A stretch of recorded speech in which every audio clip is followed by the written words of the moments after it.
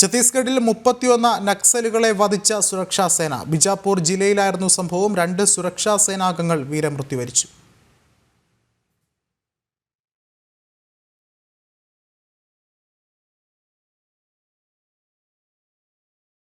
സമീപകാലത്ത് സുരക്ഷാ സേന നടത്തുന്ന ഏറ്റവും വലിയ നക്സൽ വേട്ടയാണിത്. ഇന്ദ്രാവതി നാഷണൽ പാർക്കിനോട് ചേർന്ന സ്ഥലത്തായിരുന്നു ഏറ്റുമുട്ടൽ. 650ഓളം വരുന്ന സൈനിക സംഘം പല ദിശകളിൽ നിന്നായി മാവോയിസ്റ്റുകളെ വളയുകയായിരുന്നു.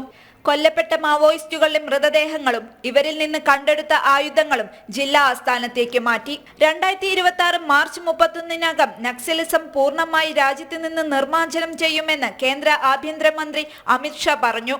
സംസ്ഥാന പോലീസിന് പുറമെ district reserve guard, special task force എന്നിവരും ബസ്തർ ഫൈറ്റേഴ്സും ഓപ്പറേഷനിൽ പങ്കെടുത്തിരുന്നു. ഡിസ്ട്രിക്ട് റിസർവ് ഗാർഡ് STF അംഗങ്ങളാണ് ഏറ്റുമുട്ടലിൽ വീരമൃത്യു വരിച്ചത്. കഴിഞ്ഞ ദിവസവും ഛത്തീസ്ഗഡിൽ കോബ്ര യൂണിറ്റ് നടത്തിയ ഓപ്പറേഷനിൽ മാവോയിസ്റ്റുകളുടെ ഒളിത്താവളം തകർത്തിരുന്നു. ഈ വർഷം മാത്രം ഛത്തീസ്ഗഡിൽ കൊല്ലപ്പെട്ടത് 81 മാവോയിസ്റ്റുകളാണ്. മാവോയിസം രാജ്യത്ത് നിന്ന് തുടച്ചു നീക്കുമെന്നത് തീർച്ചയാണെന്ന് മുഖ്യമന്ത്രി വിഷ്ണു ദിയോ സായ് പറഞ്ഞു. ന്യൂസ് ഡെസ്ക് ജനം.